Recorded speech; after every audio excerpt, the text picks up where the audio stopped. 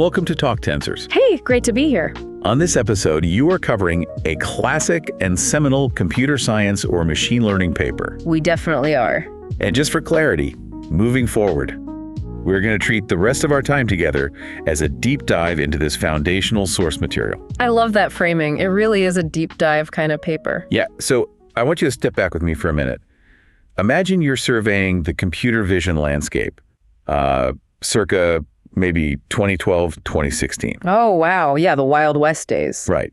The dust has just settled from AlexNet, completely obliterating the competition to the ImageNet challenge. Which fundamentally shifted everything, the whole trajectory of AI. It did. But it also established this prevailing mantra in the research community that was, well, incredibly straightforward, almost brutally simple. Deeper is better. Exactly. Deeper is better. For the next several years, everyone was just rushing to stack more and more layers, making neural networks immensely complicated. Right. You had architectures like VGG16. VGG16. Yeah. And Google's inception networks. They were all pushing the absolute boundaries of depth and, parametric complexity. All to squeeze out just a few more fractional percentage points of accuracy on a public leaderboard. It was essentially an arms race. Just sheer computational brute force. But while that trajectory was fantastic for breaking theoretical boundaries and proving that deep representations actually work, it was quietly creating a massive problem. A highly impractical problem in the physical world. Right, because these massive models were becoming practically useless for real-world, real-time edge applications. Absolutely. I mean, think about it. If you are designing the vision system for a self-driving car, navigating a busy intersection, or an augmented reality app rendering locally on a smartphone, you do not have the luxury of offloading your compute to a massive climate-controlled server farm. Humming away in some data center somewhere. Exactly. You are operating on a computationally limited platform right at the edge of the network. And you face incredibly strict latency constraints. Because a processing delay of just a few milliseconds in a self-driving car. That's the literal difference between a safe stop and a fatal collision. Precisely. And furthermore, you face severe thermal and power constraints. Yeah, nobody's going to use a real-time translation app if it thermal throttles their phone and drains the battery from 100% to zero in 15 minutes flat. They'll just delete the app. It's a silicon reality. So that tension between theoretical accuracy and physical deployment constraints, that is exactly what brings us to the mission of today's deep dive. It's the perfect setup. We are looking at the foundational 2017 paper from Google researchers, simply titled MobileNets, Efficient Convolutional Neural Networks for Mobile Vision Applications. The classic. This is the paper that looked at the deeper is better trend, hit the brakes, and asked a fundamentally different question. How do we make this architectural paradigm actually executable for the silicon currently sitting in our pockets? Right. And the central thesis of this paper is that MobileNets revolutionized edge AI by factorizing the standard mathematical operation of a spatial convolution. They broke it into two distinct decoupled steps. Depthwise convolutions and pointwise convolutions. By separating the spatial filtering from the feature generation, the authors created this streamlined architecture that drastically reduced both the model size and the computational latency. Crucially, they achieved this without a crippling loss in predictive accuracy. They proved, mathematically and empirically, that you don't necessarily need to choose between a model that is highly capable and a model that is fast enough to run on a standard mobile CPU.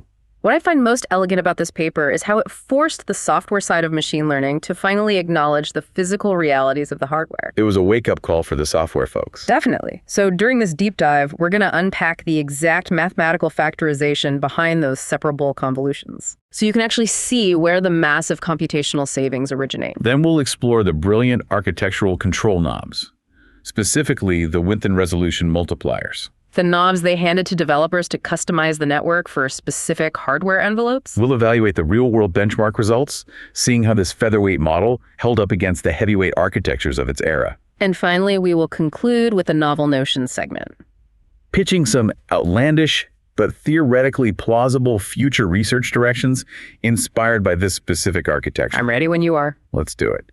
But to really appreciate the leap MobileNet made, we need to understand the environment it was born into. The landscape before 2017. Yeah. What did the model optimization landscape actually look like before this paper was published? Like, if I was a developer in 2016 and I needed to fit a vision model onto a mobile device, what were my actual options? Well, there were essentially two distinct philosophies forming in the literature prior to 2017. The first, and by far the most common, was to take a massive pre-trained network and attempt to squish it post-training. Squish it. Yeah, you would take something huge, like a fully trained VGG16, and apply techniques to trim the fat. The literature is full of these approaches. Product quantization, hashing, Huffman coding, And pruning.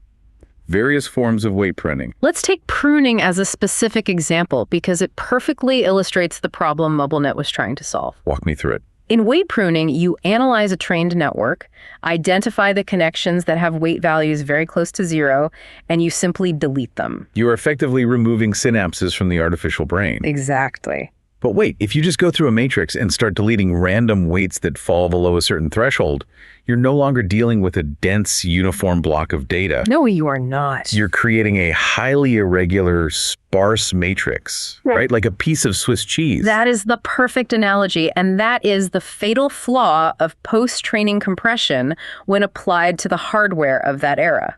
Because of the Swiss cheese. Right. Standard GPUs and mobile chips are highly optimized for dense matrix multiplication. They are designed to take massive contiguous blocks of memory and multiply them together in parallel.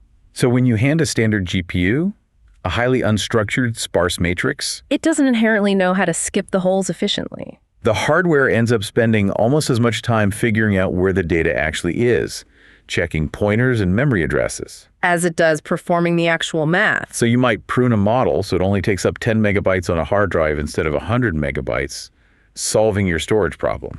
But the actual execution time, the latency barely improves, and sometimes it even gets worse due to the memory overhead. That makes perfect sense.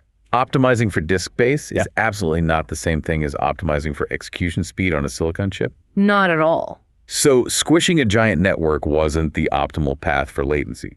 What was the second philosophy? The second philosophy, which MobileNet ultimately championed, was designing a smaller, highly efficient network directly from scratch. Now, there were other notable attempts at this before MobileNets, right? Oh yeah.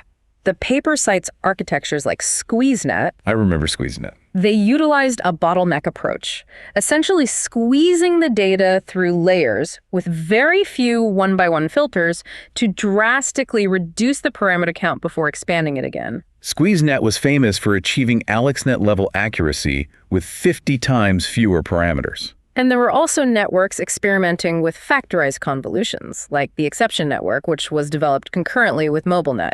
If SqueezeNet was already achieving that kind of parameter reduction, why was MobileNet necessary? Where did SqueezeNet fall short? Because again, SqueezeNet was primarily optimized for parameter reduction, minimizing the overall size of the model in terms of memory footprint. The megabytes. Exactly. Yeah. MobileNets shifted the optimization target directly to latency. Speed. Yes. The authors recognized that a model's parameter count is not a perfect proxy for its inference speed. They wanted an architecture that was explicitly designed to minimize the actual number of mathematical operations. Specifically multiply adds. Multiply adds required to process an image, while keeping those operations in a dense format that hardware actually likes to process. No Swiss cheese. No Swiss cheese. This represents a profound paradigm shift in the field, the move toward hardware-aware neural architecture design. They weren't just writing algorithms in a vacuum. They were designing math specifically contoured to the physical realities of mobile processors. And that intersection of mathematical theory and silicon reality is the exact core of this deep dive. The way they achieved this low-latency, hardware-friendly execution was through a mathematical factorization that fundamentally alters how a convolutional layer operates. The depthwise separable convolutions. Let's dive deep into the methodology. We need to unpack this central breakthrough. Okay, let's break down the math. Now, assuming you are familiar with how a standard spatial convolution operates, you know that a standard convolutional layer performs two distinct tasks simultaneously. Fused together. Right. First, it filters spatial features, meaning it looks at a local patch of pixels, say a 3x3 grid, across the width and height of the image to find edges, textures, or patterns. That's the spatial part. Second, it linearly combines the input channels, like the red, green, and blue channels of an image, or the hundreds of feature channels deep inside a network, to generate entirely new, complex output channels. In a standard convolution, the spatial filtering and the channel combination are completely fused into one massive, dense step. And because those two steps are fused, the computational cost explodes multiplicatively. The paper explicitly lays out this cost equation, and it's crucial to understand where the bottleneck lies. Right, let's walk through the variables. The computational cost of a standard convolutional layer is the product of four main factors. Okay, factor one. The spatial area of the kernel itself, which is the kernel dimension squared, d sub k times d sub k. Factor two. The number of input channels, let's call that m. Factor three. The number of desired output channels, n. And factor four. The spatial area of the feature map being processed, which is d sub f times d sub f. So you multiply all those together. D sub k squared times m times n times d sub f squared. Because all of these variables are multiplied together, scaling up any aspect of the network is incredibly expensive. Like if you want to double the spatial resolution of the image you are analyzing, the computational cost quadruples. And if you want to double the number of output channels to capture more complex features, the cost doubles again. It's an explosive, dense, multiplicative scaling problem. It's massive. So the aha moment of the MobileNet paper was looking at that massive fused multiplication and asking, why do these two things have to happen at the exact same time? Why do we have to do spatial filtering and channel combining in one step? Exactly. The authors decided to factorize that single massive step into two separate sequential operations. Precisely. Step one is the depthwise convolution. How did that work? In this step, the network completely ignores the relationships between the different channels. Instead, it applies a single dedicated spatial filter to each individual input channel independently. So if you have 64 input channels, A depthwise convolution applies 64 separate filters, one for each channel. it scans the spatial dimensions, finding the edges and textures within that specific channel. But it does absolutely zero combining. It maintains the exact same number of channels it started with. It's just prepping the data. It's like a kitchen assembly line. Oh, that's a good way to look at it. Yeah, standard convolution is a chef who insists on chopping the vegetables, seasoning them, and cooking them into a complex dish all at once for every single order. Which takes forever. Right. Depthwise separable convolution is an efficient assembly line. A prep cook quickly chops everything that's a depthwise step. And a specialist simply mixes the prepared ingredients together. Which brings us to step two, The pointwise convolution. a specialist. Yes. The pointwise convolution is a simple one-by-one convolution. It looks at a single pixel location across all 64 of those individually filtered channels from step one, It performs a linear combination to merge them together. creating the new dense output channels. It does not look at spatial relationships at all. The depthwise step already handled that.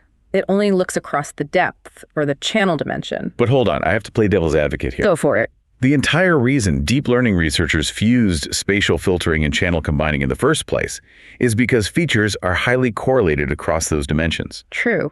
A specific edge detected in the red channel might only be meaningful if there is a corresponding texture detected in the green channel. Also true. If you separate the spatial filtering from the channel combining, aren't you destroying the network ability to learn those rich cross-dimensional correlations? Doesn't the network effectively become stupid? That is the exact intuition that kept people using standard dense convolutions for years.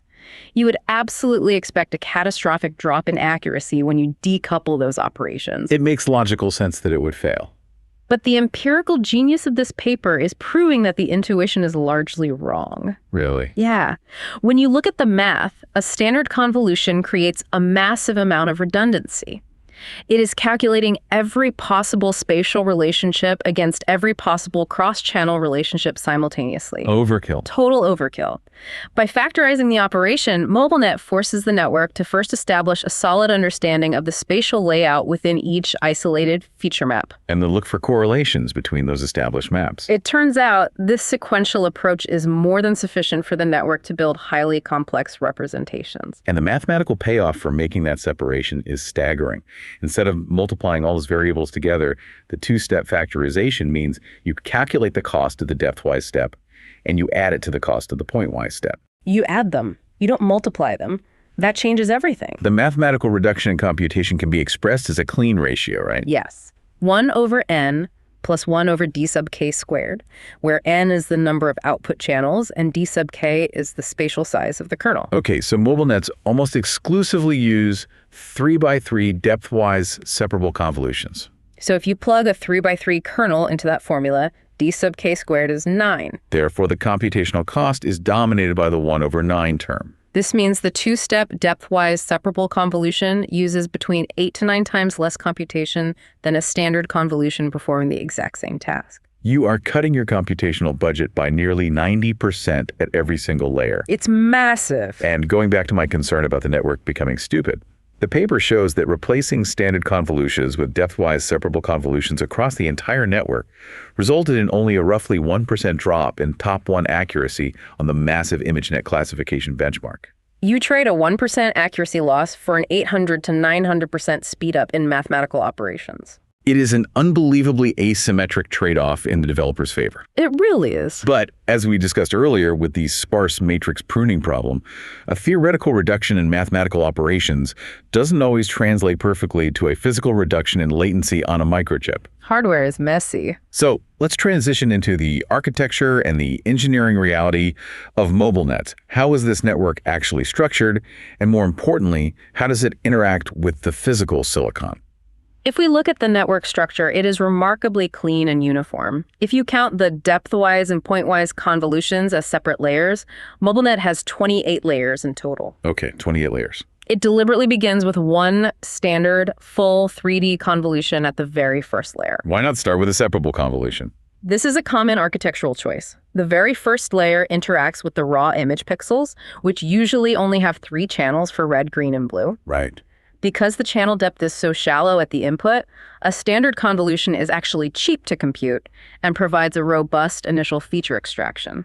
But after that initial layer, the network relies entirely on the depthwise separable convolutions. Entirely. And crucially, almost every single layer, both depthwise and pointwise, is immediately followed by batch normalization To stabilize the learning process. and a ReLU nonlinearity to introduce the necessary mathematical complexity for the network to learn nonlinear patterns. The only exception is the final fully connected layer, which has no nonlinearity and feeds directly into a softmax classifier to generate the final probability distributions over the target classes. Right.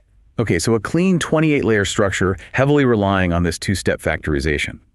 But here's where we get into the actual Blinkist level inside of the paper. This is where the hardware-aware design truly shines. The GMM advantage. The GM advantage. Explain this to me. This is the most critical engineering insight in the paper, and it explains why MobileNets succeeded where unstructured pruning failed. Okay. To understand this, we need to understand how standard convolutions are physically executed on modern hardware like GPUs or specialized mobile NPUs. How does the silicon actually do the math? Well, a standard 3D convolution involves sliding a small window over a larger image.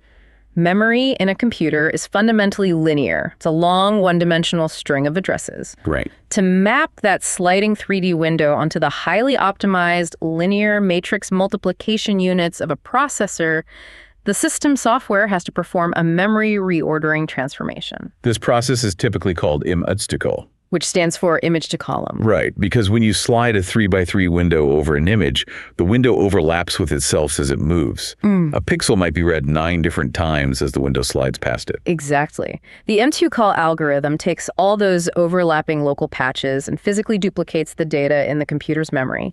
It unrolls the 3D tensor into a massive, flat 2D matrix. And only after this massive memory duplication is complete can the hardware perform the convolution as one giant matrix multiplication. This M2call process is highly inefficient. It consumes a massive amount of memory bandwidth and cache simply to shuffle data around before any actual math even happens. And this is where the genius of the MobileNet architecture reveals itself. How does the depthwise separable convolution bypass this Indy-Cole bottleneck? It bypasses it through its heavy reliance on the pointwise convolution. The 1x1 layer. Right. Because of the way the two-step process is structured, the initial depthwise spatial filtering is computationally very light. The paper notes that MobileNet actually puts 95% of its total computation time and 74% of its total trainable parameters strictly into the 1x1 pointwise convolutions. 95% of the work is in the 1x1 step. And here's the magic.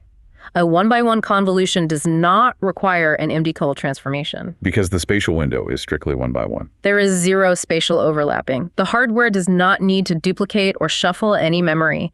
The data is already perfectly formatted in memory to be processed directly by GMM. Which stands for General Matrix Multiply. Yes. And for context, GEMM is essentially the holy grail of computational linear algebra. It absolutely is. Algorithms like BLE or Kubeless on NVIDIA hardware have been aggressively optimized by hardware engineers for decades. To execute GEM operations as close to the theoretical maximum limit of the silicon as physically possible. By concentrating 95% of its math in one-by-one convolutions, MobileNet essentially guarantees that the processor spends almost zero time rearranging memory. And almost 100% of its time blasting through highly optimized, dense matrix multiplication.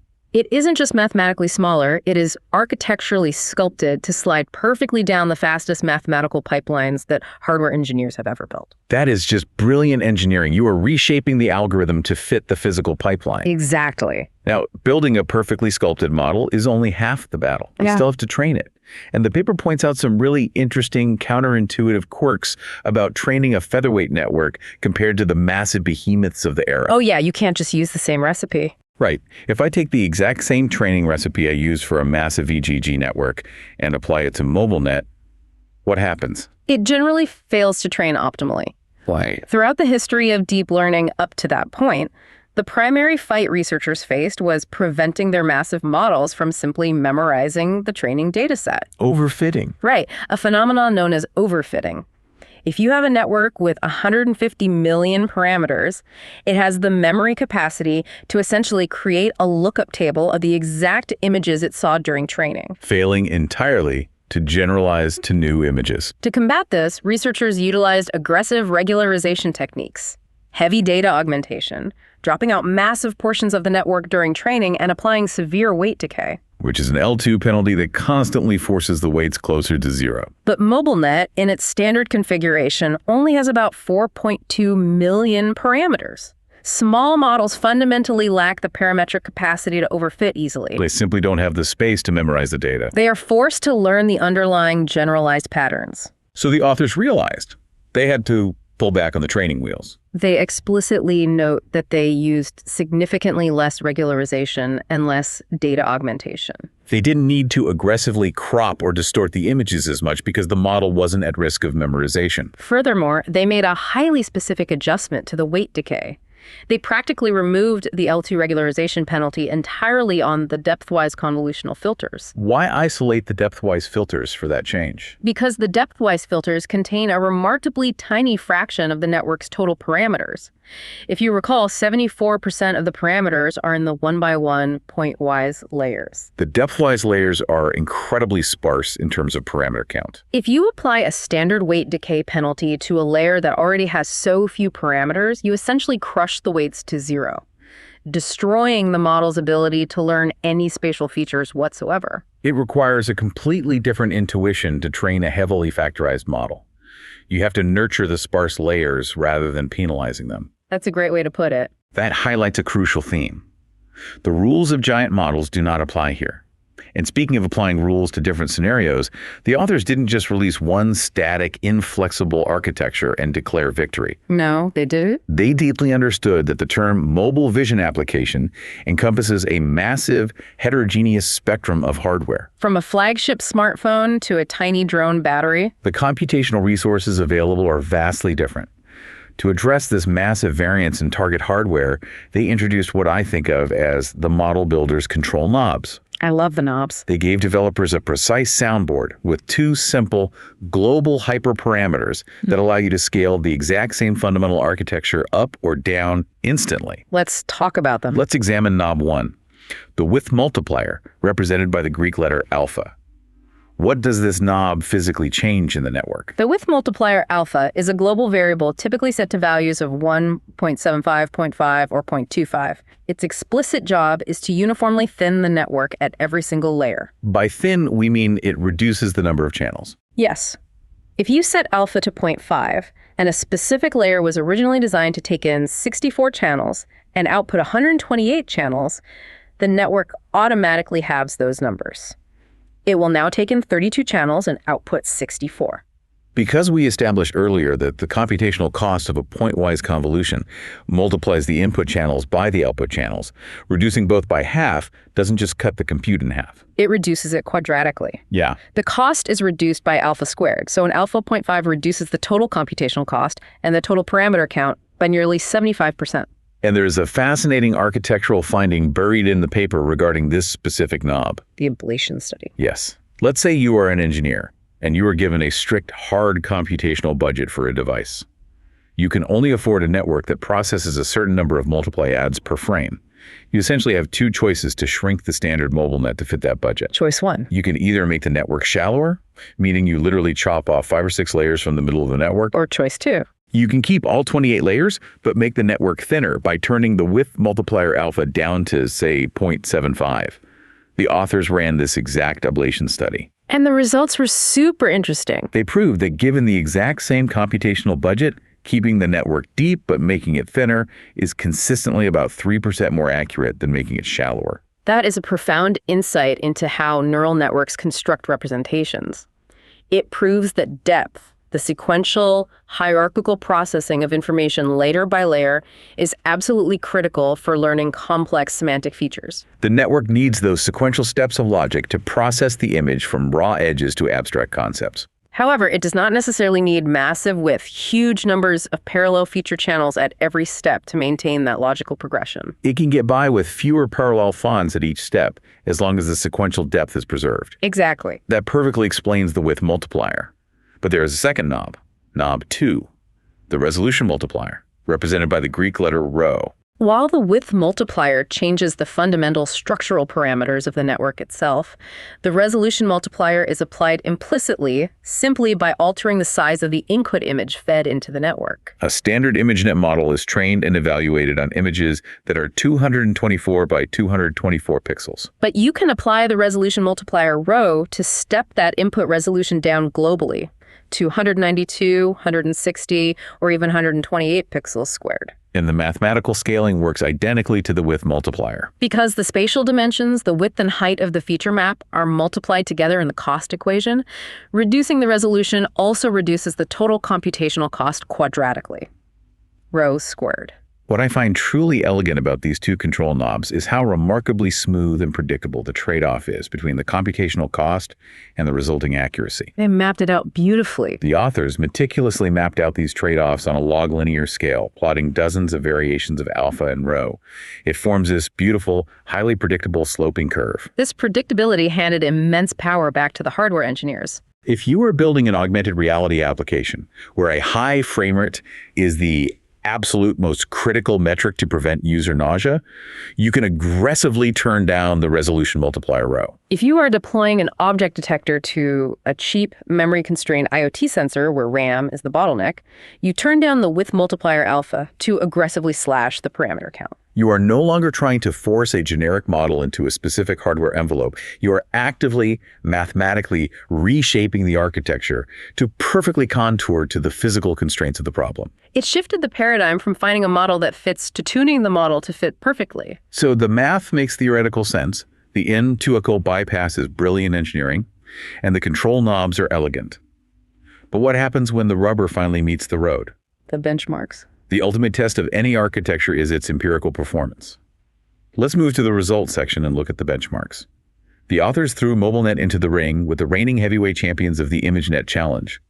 How did this heavily factorized, structurally thinned architecture actually perform? The empirical evidence provided in the paper was simply overwhelming for the field. Let's examine the baseline comparison.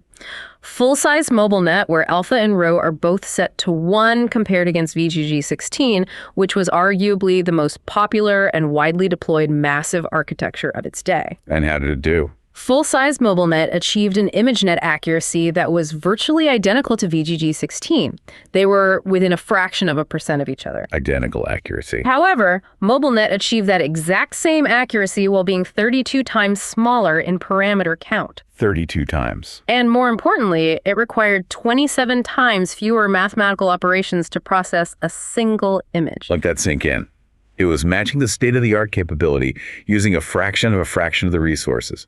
It fundamentally invalidated the necessity of VGG's massive, dense layers for standard classification tasks. It didn't stop with VGG. They also compared it against GoogleNet, the architecture that introduced the complex inception modules. MobileNet was actually strictly more accurate than GoogleNet, while still being significantly smaller in parameters and requiring 2.5 times less computation. But the most striking benchmark, the one that truly proved the scalability of the architecture, was when they engaged those control knobs. The shrunk MobileNet. They created a highly compressed shrunk MobileNet by setting the width multiplier alpha down to 0.5 and reducing the input resolution root to 160 by 160 pixels. They pitted this tiny, constrained model against AlexNet and the parameter-efficient SqueezeNet we discussed earlier. What happened? The shrunk MobileNet beat AlexNet's accuracy by nearly 4%. But it achieved that superior accuracy while being an astonishing 45 times smaller in memory footprint. 45 times smaller than AlexNet. And requiring 9.4 times fewer computational operations than AlexNet. It wasn't just slightly better, it was an order of magnitude more efficient across every conceivable metric. But the authors recognized a crucial reality of machine learning. A model is only as valuable as its versatility. Performing well on a highly sanitized, centered object classification dataset like ImageNet is great, but does the heavily factorized architecture hold up when deployed to messy, complex, real-world tasks? They meticulously tested MobileNets across a diverse set of practical use cases to prove it wasn't just an ImageNet one-trick pony. For instance, they tackled the incredibly difficult task of geolocalization using a system called Planet. Geolocalization is a fascinating stress test for a neural network. The task is to look at a single photograph and guess exactly where on Earth that photo was taken, purely based on the visual pixels. There is no GPS metadata provided. The network has to learn to recognize subtle global context, the specific architectural style of a window, the distinct shape of a street sign, or the endemic foliage of a region. The original Planet model designed for this task utilized a massive Inception v3 architecture containing 52 million parameters to capture all those subtle global features. The authors ripped out that massive backbone and replaced it with a MobileNet containing only 13 million parameters. And the result? The MobileNet-backed version yielded only a tiny, almost statistically negligible drop in localization performance compared to the 52 million parameter giant. And more impressively, it vastly outperformed older traditional computer vision models like IM2 GPS, which relied on millions of explicit reference images. That implies something profound about neural network capacity.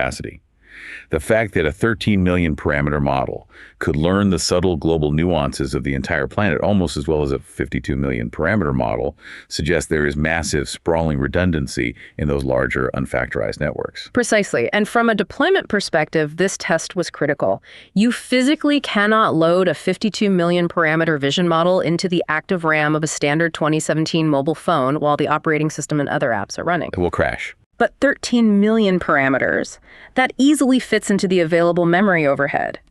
It meant localized on-device geolocalization was suddenly possible without ever needing to transmit the user's photo to a cloud server. They also heavily tested it on face attributes. This is the task of looking at a cropped image of a human face and determining binary attributes. Is the person smiling? Are they wearing glasses? Do they have a hat on? And this is where they utilize that concept of distillation we touched on earlier. Yes, the synergy between distillation and the MobileNet architecture is phenomenal. They possessed a massive, highly accurate, 75 million parameter in-house teacher network that had been exhaustively trained on face attributes. Instead of training the MobileNet from scratch on the raw dataset, they used the massive teacher network to evaluate the dataset and generate soft labels. Essentially giving the smaller network highly nuanced probabilities to learn from, rather than rigid yes or no answers. They used this distillation technique to train a highly compressed MobileNet student. The final result was a tiny student model that maintained an incredibly high mean average precision across all the face attributes. But it consumed exactly 1% of the mathematical multiply adds of the original giant teacher network. 1%. You retain the vast majority of the predictive capability, but you strip away 99% of the computational cost. It elegantly proves a growing philosophy in machine learning. While you may absolutely need massive brute force computational scale to initially discover the complex rules and patterns hidden within a vast data set, You need remarkably little computational power to simply apply those rules once they've been accurately distilled into a factorized architecture. they also proved MobileNet's viability as a fundamental feature extractor for object detection, successfully plugging it into complex frameworks like single-shot detectors and faster RCNN. He was able to draw highly accurate bounding boxes around multiple objects within the complex COCO-CO dataset, again achieving competitive accuracy with a fraction of the architectural complexity. So, if we step back and evaluate the massive, sprawling legacy of this paper, what did this mean for the trajectory of the industry? In many ways, this paper fired the starting gun for the edge AI revolution. It proved mathematically, architecturally, and empirically that high-level machine intelligence did not need to live exclusively in centralized data centers. It proved that you didn't need to transmit your private photos, your voice data, or your location to a distant corporate server just to detect a face or identify a dog. The intelligence could live locally, execute securely, and run efficiently in the palm of your hand. It effectively democratized access to deep learning deployment. By drastically lowering the hardware barrier to entry, it allowed developers to put advanced computer vision into cheap devices, robotics, and sensors. Furthermore, the fundamental mathematical legacy of depthwise separable convolutions is inescapable today. You can see its direct DNA in almost every highly efficient architecture designed since 2017. From the EfficientNet family all the way to modern, highly optimized vision transformers that incorporate convolutional priors. It fundamentally changed the basic mathematical building blocks the entire field uses to construct efficiency. The history, the math, the hardware reality, and the empirical benchmarks all point to a foundational shift in how we approach AI. Now, it is time for my absolute favorite segment of the deep dive. There we go. We are entering the novel notions segment. Now, quick disclaimer. The following segment is strictly for entertainment purposes only.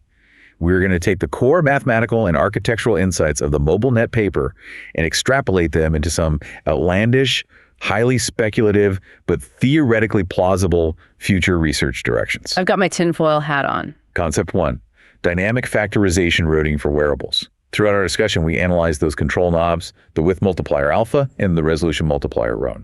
In the context of the 2017 paper, these are explicitly static hyperparameters. A developer decides they want an alpha of 0.5, they train the model in that specific configuration, they compile it, and they bake it rigidly into the software application. But what if those multipliers weren't permanently static? What if they were dynamic variables altered at runtime on a frame-by-frame basis by the hardware itself? This is a highly compelling architectural concept. Let's envision a scenario involving a sophisticated piece of future edge hardware, perhaps a pair of sleek, lightweight, augmented reality glasses. The glasses possess a dedicated neural controller chip that is constantly actively monitoring 3 critical physical telemetry streams. The remaining battery life. The thermal output of the processor, because you absolutely cannot have the silicon burning the user's skin. And the physical velocity of the user via the IMU sensors. Imagine the user is sitting perfectly still on a couch in a cool room and the glasses have a full 100% battery. The neural controller recognizes the optimal physical conditions and routes the visual camera data through the full, uncompressed MobileNet pathway, an alpha of 1, and a maximum resolution of 224. The glasses deliver maximum analytical accuracy for recognizing complex, distant objects in the room. But the environment changes. The user steps outside into the blazing hot sun, starts jogging down the street, and the battery dips to 12%. The controller chip instantly detects the massive thermal spike on the processor and the rapid battery drain. Instantly, literally on the very next frame of video processing, the controller alters the routing path. It signals the network architecture, switch immediately to an alpha 0.25 execution path, and drop the resolution to 128. The predictive accuracy drops slightly, perhaps losing the ability to read small text far away, but the mathematical compute drops instantly by over 90%. The battery drain halts, the silicon cools down, and the device stays alive, all without the user ever experiencing a stutter or interruption in the AR overlay. The theoretical grounding for this concept builds directly on the paper's meticulous proof that width and resolution scale predictably and smoothly. However, to execute this in reality, the research agenda would require a massive breakthrough in training methodology. You cannot simply store 4 entirely separate static models in the memory of the glasses. That completely defeats the memory-saving purpose of the architecture. You would need to architect and train a single monolithic supernetwork where the smaller, thin subnetworks are perfectly mathematically nested within the larger ones. The weights of the alpha 0.25 network must simply be a specific, structured subset of the weights of the alpha 1 network. If researchers could figure out how to stabilize the gradients and train a network to be completely robust to this kind of dynamic runtime channel pruning without suffering catastrophic forgetting, the efficiency and thermal management gains for wearable technology would be astronomical. I find that incredibly plausible. Honestly, when mapping the probabilities, Ideal 1 feels highly likely. Given the severe thermal constraints of modern spatial computing headsets and AR prototypes, I would not be surprised if this kind of dynamic, nested routing is already happening in stealth edge AI hardware labs right now. It logically leverages the flexibility MobileNet introduced. Okay, let's push the boundary further with concept 2. Micro-distillation swarms, or what I like to call smart dust. This concept takes the paper's distillation results on the face attributes task and pushes it to the absolute microscopic extreme. We established that you can distill the knowledge of a massive 75 million parameter model into a small standalone MobileNet. But could we take the vast foundational models of today, like massive multimodal large language models or trillion parameter vision transformers, and distill them into thousands of microscopic, highly specialized, one-dimensional MobileNet-style factorized blocks? If we project this concept into the realm of ultra-scale IoT, the deployment scenario becomes the concept of smart dust. Imagine deploying thousands of microscopic, solar-powered or kinetically powered sensors, scattering them across an enormous 1,000-acre agricultural field. Individually, no single microscopic sensor possesses the compute power, the onboard memory, or the energy capacity to run a coherent neural network. Not even a standard MobileNet. They are physically incapable of localized intelligence on their own. However, what if each individual sensor runs a single, ultra-thin, heavily factorized computational block, perhaps an alpha of just 0.05, representing just a few depthwise separable filters? They aren't trying to process a whole high-resolution image. They are simply processing a tiny, heavily factorized fractional sliver of a localized environmental signal. And here's the core mechanism of the swarm. They communicate with each other via localized topological connections. The swarm collectively processes the macro-environmental visual data, for example, detecting the highly specific visual signature of a spreading crop disease or a pest infestation across the entire 1,000 acres, by rapidly passing these incredibly lightweight, heavily factorized tensors back and forth between adjacent sensors. The entire swarm of 1,000 microchips effectively acts as a single, massive, distributed, physically decentralized MobileNet. And because they are processing the spatial features locally through these microblocks, they only ever transmit abstract numerical tensors to their neighbors. They never have to power up an aggressive radio transmitter to send heavy, raw, high-resolution image files to a centralized cloud server, which is the exact bottleneck that typically destroys the battery life of remote IoT sensors. This concept raises significant fundamental questions about networking feasibility.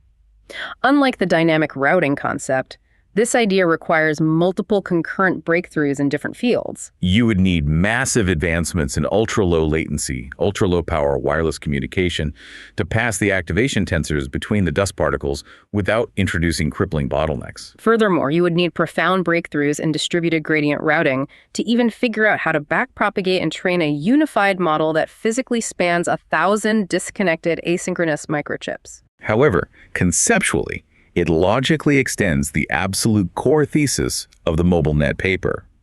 That highly factorized mathematics, when combined with aggressive knowledge distillation from a larger teacher entity, is the fundamental architectural key to pushing artificial intelligence into microscopic, heavily constrained physical environments. It is essentially taking the core philosophy of breaking down a mathematical convolution and applying it to breaking down the physical hardware itself, factorizing the silicon just as they factorize the math.